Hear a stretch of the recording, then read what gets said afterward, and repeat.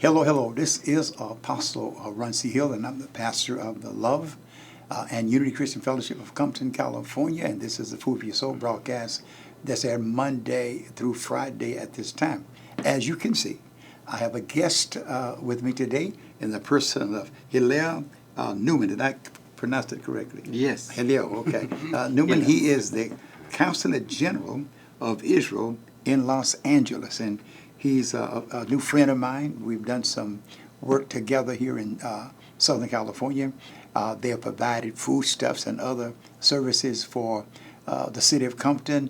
And I was a guest on his TV broadcast a few weeks ago, and I thought that I would have him to come and grace us with his presence so we can talk about Israel and the Jewish people and what is going on in Israel and in the nation, and of course in his life and what he's actually responsible for. Well, welcome today to be with us on the broadcast. Apostle Hill, thank you so much for inviting me. It is my honor and pleasure to join you and also to be in your magnificent church building here. It is my pleasure, and I thank you for your friendship. You're very welcome. I want to ask you a little bit about your personal life. First of all, where were you born? I was born actually in South Africa. South Africa. I grew up in South Africa, and my father was a spiritual community leader. He was a rabbi of a community, the largest community in South Africa. And we couldn't stand, my parents couldn't stand the situation in South Africa, you know, the racial divide. The racial divide in the country. Mm-hmm. And they left. And my father left. He didn't know what position he would have, but they immigrated to Israel. Okay. And they established themselves in Israel. And I was a small teenager at the time. I was 10, 11 years old. And I grew up in Israel, and I did my service in Israel, military service. I studied in yeshiva, which is the study of the ancient texts of Judaism. And then I did a PhD in history, and then I jumped over to the diplomatic world. Okay. So tell me, what language did you speak in South Africa? In South Africa, we spoke English and Afrikaans. Afrikaans, okay. Afrikaans is kind of an ancient Dutch. Okay. But I only studied till 3rd grade or 4th grade, and then I stopped. So what would be the percentage of Jewish people living in South Africa? Oh, it has decreased significantly. Okay. At the beginning, when I was there were about 150,000 Jews. According to recent statistics which I saw, I think that the Jewish community has dropped to about 40,000. What the exact proportion is in society, I'm not sure. I'm not following South Africa. So you left there, and your dad what position was he holding? He was a rabbi of the largest community in South Africa, which is in Sea Point. It's a beautiful city on the ocean, on the Atlantic Ocean. So what is the name of that city? Sea Point. Sea Point. So how far is that from, say, Joburg?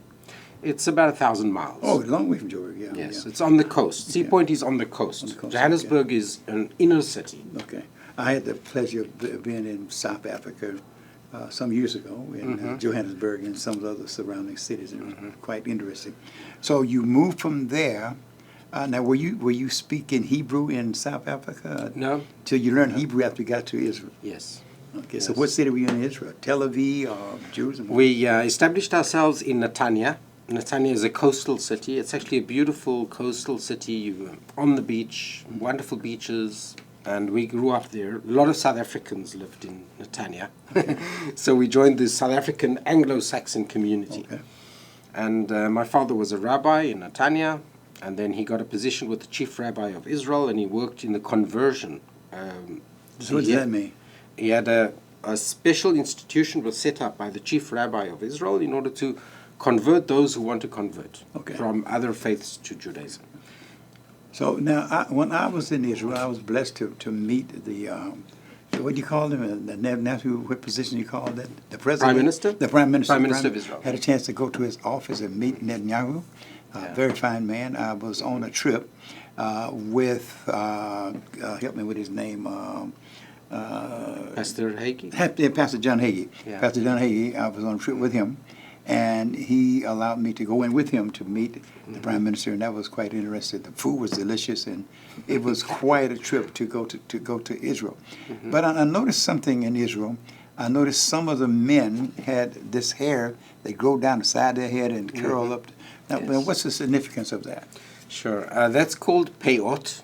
Peyot means like the corners.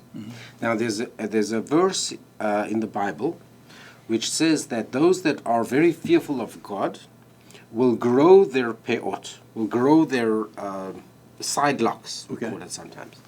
So some people take it very seriously and they don't cut them at all.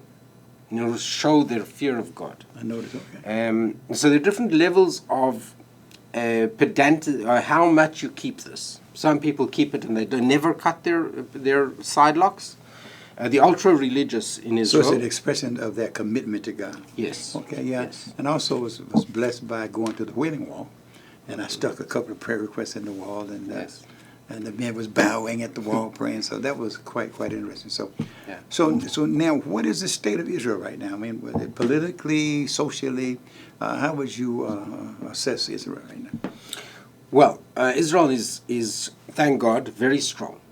We're 72 years old. The re-establishment of the State of Israel is only 72 years old. I know, yeah. And we've gone a long way. We began where we were boycotted by the entire Arab League and the Muslim bloc in the UN. And there was actually a call for the destruction of the State of Israel and no rejection of the State of Israel. We look now at 72 years later, it's like a prophecy coming true. We have peace with Egypt and Jordan. And we've had recently breakthroughs with the Arab world where we established normalizing of relations with United Arab Emirates, Bahrain, Morocco, Sudan. Sudan is the country where in its capital, Khartoum, the entire Arab League made a resolution that they will not recognize Israel. What's called the 3 no's. No recognition, no peace with Israel, no negotiations with Israel. Now we've established peace with Sudan, with Khartoum. That is remarkable. That is remarkable. Yeah, we feel it's like a prophecy coming true, Yes, really. yes. Zechariah the prophet, he says in the book, when the entire people of Israel were in exile, he says in Zechariah, the day will come when the elderly will sit in the streets of Jerusalem and the children will play in front of them. And at that time it was a utopian dream. Yeah. This Didn't is a reality. even seem possible. Didn't seem Yeah, possible. it was a dream. Yeah. And now it's a reality. So we see the prophecies coming true in front of our eyes. That is remarkable. Yeah. Something else I noticed in Israel, I was also impressed to see that there were some African Jews in Israel, Yes. and I was quite impressed with them. Also, I noticed that everybody goes to the military Yes. in Israel, no matter male or female. Is that correct? Yes. Well, how much time do we have to spend? A year, 2, or what? Okay. Let me first relate to the African community in Israel. Israel brought Ethiopian Jews from Ethiopia because they were in need, they were in distress. There was a war at the time between 2 countries in Africa, Ethiopia and Somalia. And Israel went out, flew planes and brought them. I heard about that. Yeah. And that's part of the strength of democracy and the pluralism of the State of Israel. Really, I can truly say that I'm proud to represent the State of Israel because it does not make a differentiation on the basis of color or your religion. Or there's freedom of religion in Israel. The Christian community is growing and prospering in Israel. The only country in the Middle East where the Christian community is growing. And I noticed that a lot of different ethnicities was in Jerusalem, and everybody got along well. There was no tension. Everybody got along well. Yeah. A question about the Jews from Ethiopia. Yes. Were they somehow connected with Haile Selassie? How did that come in? Well, the belief is that their ancestry is that they come from the 12 tribes. The 12 tribes of Israel were exiled. Right. First by Babylon, first by Assyria, the empire of Assyria, and then Babylon, and then the Romans. Because, the State of Israel was established once, and then there was the destruction of the temple. And then it was established again, and again we had the destruction of the temple. So we've been through revival and destruction and revival 3 times. And during these periods of time, many of the people of Israel were exiled and spread all over the world. That's when the Jewish diaspora was created, and the Jewish communities and synagogues. And part of the diaspora was also to Africa. And the understanding is that the Ethiopian Jews come from 2 of the tribes that were exiled, and they reached Africa, and then they grew up in Africa. So did these Ethiopian Jews, do they speak Hebrew? A little bit. Some of them have preserved traditions. Like, for instance, you will find how did we connect with them? Because people, representatives of Israel, would visit and they would see these communities that were preserving Jewish traditions, like, for instance, lighting candles on the eve of Sabbath, which is, you know, a well-known Jewish tradition, or saying prayers in Hebrew. They didn't even understand the meaning, but they were saying it out of tradition. Passed down from generation. Passed down from generation to generation. And that's how it was clear that they are actually Jewish. They have a Jewish ancestry. So is it mandatory if you exile to Israel that you have to learn Hebrew? Nothing is really mandatory, but it's really, I mean, it's recommended. It's recommended because if you live in a country, you know, the two official languages of Israel were always Hebrew and Arabic, not English. Right. English is like the third language in the country because many people know English, they learn and then study English at school. But the official languages are Hebrew and Arabic for many years. So it's recommended to know Hebrew, and in the school system, the children learn Hebrew and Arabic. So is it true that they learn the Old Testament, that they're Yes. quite literate in the Old Testament? Yeah, the amazing thing is that The Torah, the first 5 books of the a young child in Israel that learns Hebrew can read the Bible, and that's an amazing thing because the scriptures of the Bible, I mean, they're thousands of years old. And it's an amazing thing that a child that grows up in modern secular Israel and studies Hebrew and learns Hebrew, he can then read the Bible without any additional assistance. That's remarkable. It's the same language. Yeah. So now let me talk to you in the few minutes we have left. Tell me about, as the Consulate General of Israel in Los Angeles, what does that involve? What territory does that cover? What are you responsible for? What do they look to you to do, to lead in? Sure, thank you. Well, we're situated in Los Angeles, but we're responsible for 7 states in the United States. Okay. What are those states? The first one, of course, is Southern California, Okay. and the other parts are what we call the Southwestern Pacific region, Okay. which is like Arizona, Utah, Nevada, Hawaii, Wyoming.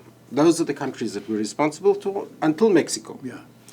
And responsibility means that we try to take care of the communities. We try to reach out. We do political networking. Okay. We meet with members of Congress, with elected officials. We also meet with communities, different faith communities, different ethnic original communities. We also do what's called public diplomacy, where we give talks, briefings. We update about what's going on in Israel. And we try to build the bipartisan relationship between Israel and the United States. Okay. So do you actually travel to those states, or is this that you have representatives there? Do you have offices there and hold it? No, we don't have other offices. Okay. We try to travel. Due to COVID-19, we've been a bit limited in our outreach. Of course. But usually on a regular basis, we would travel to these states at least once a year or so, and meet with officials and meet with community leaders on a regular basis. You know, we're here in Los Angeles, and there's a large Jewish community and there's a large Israeli community. And the Israelis think that we are there for them, and the Jewish community think that we are there for them. Mm-hmm. And the truth is that that's not always our top priority. Our top priority is actually to reach out to other types of communities, like the Christian community and different ethnic-based communities. So we try to reach out to the African-American community and the Latino community. We did a few projects recently with different communities, like giving out computers and headphones so that they'll be able to continue their studies while we're under this era of COVID-19.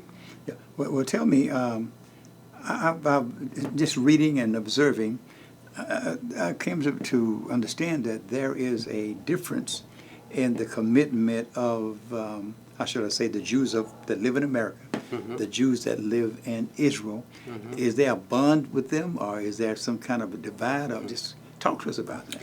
Sure. It's a topic, of course, which is debated within the Jewish world very deeply. I've read that someplace. I don't know. Yeah. Yes. On the one hand, there's a lot that connects them and unites them. I think there is a strong feeling that we're one nation. Okay. In that aspect, I think that is being preserved. But there are differences. There are differences of focus. The Jews in Israel feel that they're under threat. They feel that They have to defend themselves all the time. We've always had this tradition of enemies surrounding Israel. Israel is not in a good neighborhood, as the one would say. We don't know why the promised land is chosen by divine guidance, but the promised land was not in a very good neighborhood. And we were always surrounded by countries like Syria and Jordan and Lebanon, and countries that at the beginning didn't recognize us, didn't want to recognize, didn't want our existence in the Middle East, in any borders.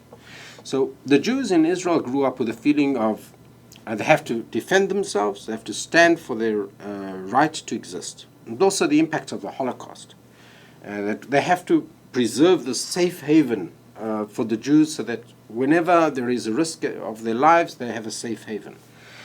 The Jews in the diaspora grow up with a different tradition, different upbringing. They feel safe, they feel secure. I got you. So during the time, there's also been a difference in perhaps in political outlook sometimes, ideology, feeling of safety, on the other hand, a feeling of defense. And so there are differences between the communities, but there's a lot that brings them together.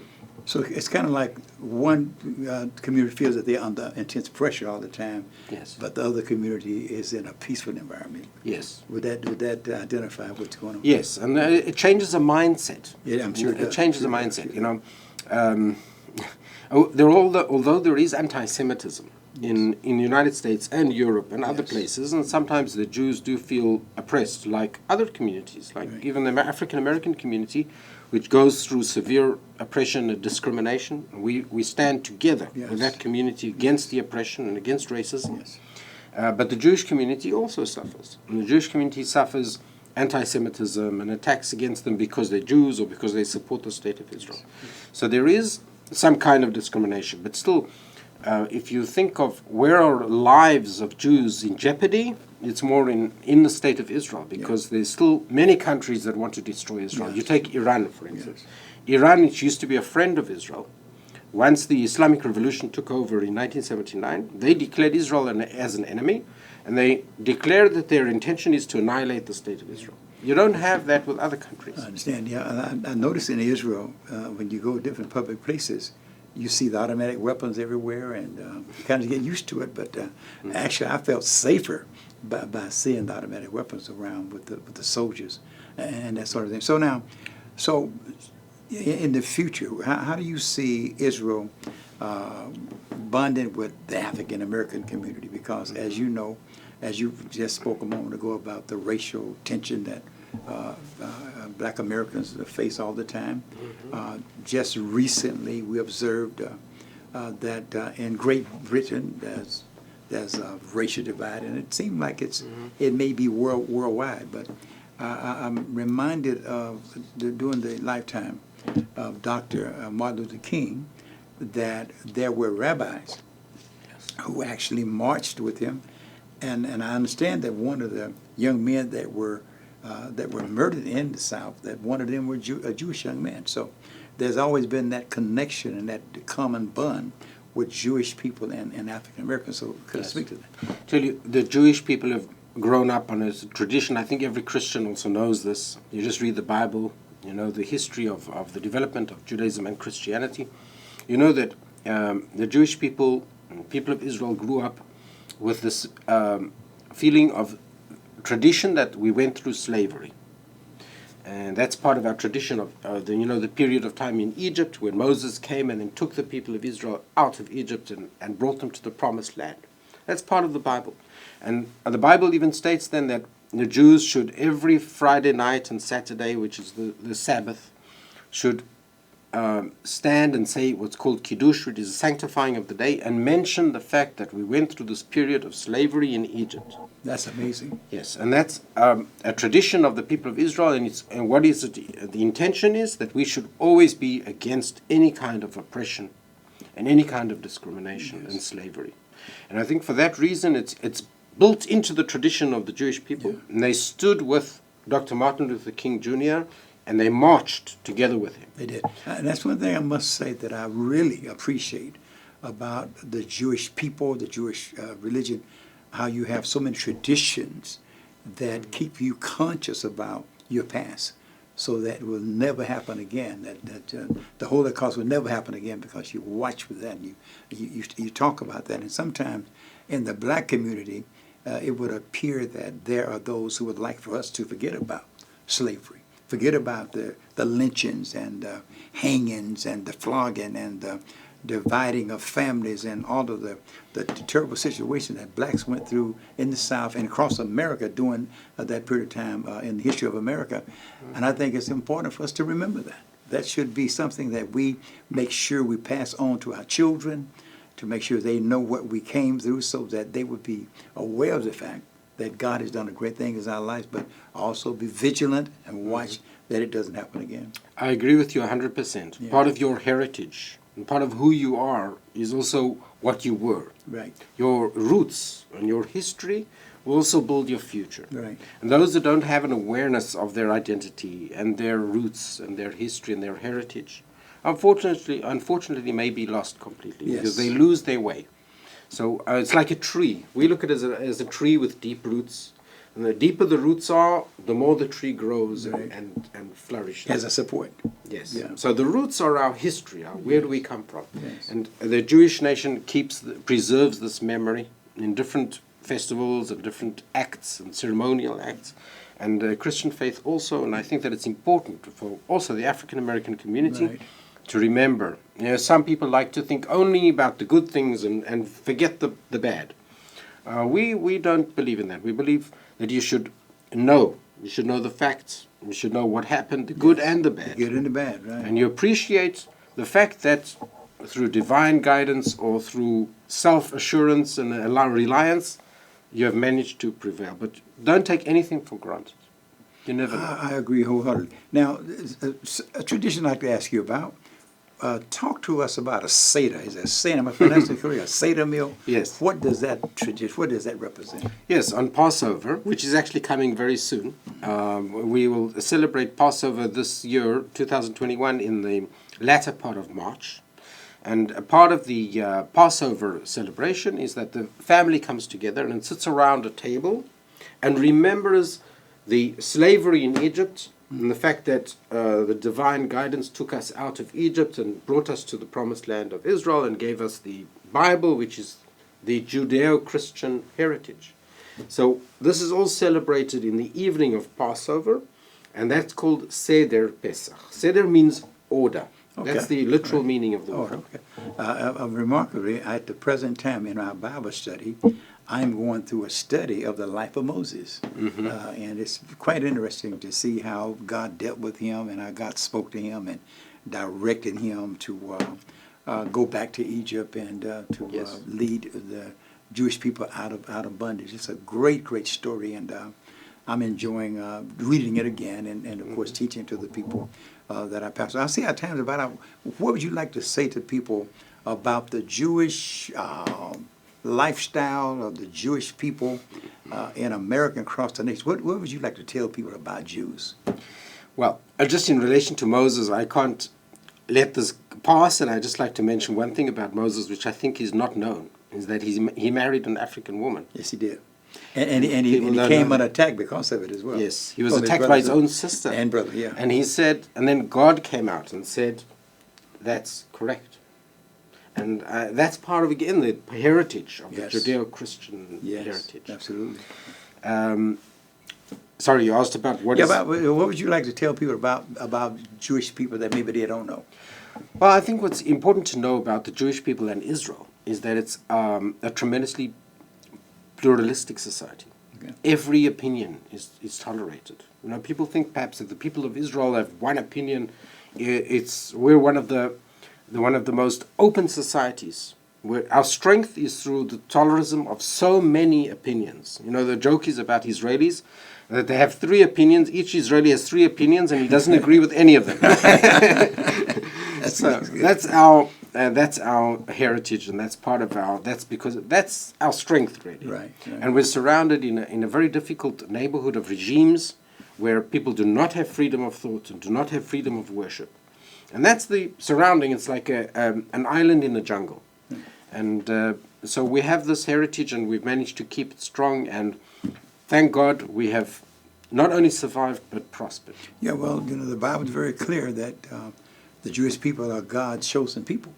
And no matter what you go through, eventually you will always come out on top because God has chosen you, not because you were the best people, but you are the chosen people. Yeah. When the Israelis when the Jews got out of Egypt, it's obvious that only because of the blood that was on the doorposts of the Lamb that caused them to be spared and not be destroyed.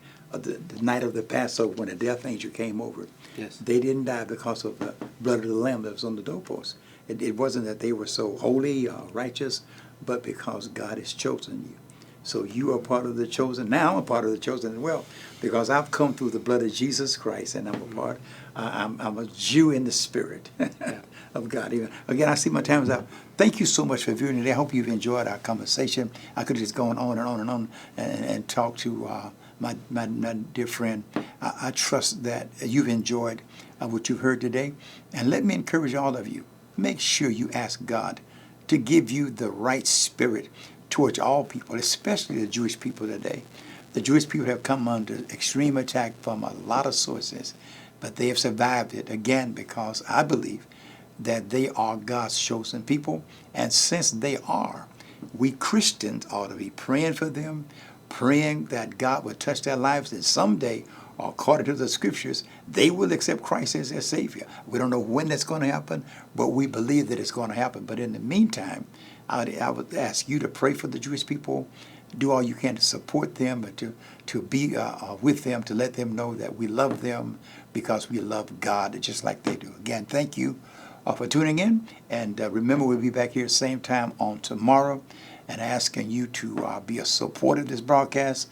Those of you who have been writing me letters, been sending in financial support, I want you to know that I greatly, greatly appreciate it. And you have my prayers. Also, if you need prayer for any reason, there should be a number on the screen. You can call that number even today, and somebody would be glad to pray with you about any of your issues. Again, thank you for tuning in, and thank God again for my dear friend being with us. God bless you. Thank you. And God bless. Consider financially supporting Food for Your Soul television broadcasts. Together, we can change lives. Your support will allow us to reach the world with the good news that Jesus saves. You can give online at loveandunity.org. Click the Give button, and it will take you to our secure page, where you'll have the option to give by credit card, debit card, or bank account. You can set up a one-time or reoccurring gift by linking your preferred payment method. You can also text a gift by texting the amount you desire to 310-507-1181 or mail to P.O. Box 5449, Compton, California 90224. Thank you in advance for your support.